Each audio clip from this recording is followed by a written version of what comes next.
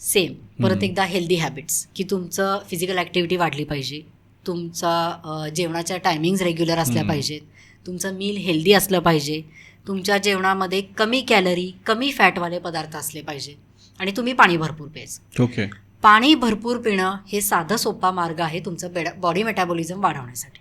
आणि तुम्हाला जर एखाद्या ठराविक भागावरची चरबी कमी करायची, फॅट कमी करायचं आहे, तर पाणी आणि लिक्विड्स म्हणजे सगळे प्रकारचे, जसं नारळ पाणी, ताक, भाज्यांचे सूप, हे तुम्ही जास्तीत जास्त घेऊ शकता. ग्रीन टी, भरपूर पाणी, वेगवेगळी विदाऊट शुगर सरबतं, हे भरपूर घ्या.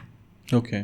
यामुळे काय होतं की जेवढे लिक्विड्स जास्त घेतात तुमची बॉडी ते तुमचं जे अन्न असतं खाल्लेलं ते पचवायला मदत करते आणि फॅट बर्न व्हायला सुरुवात होते.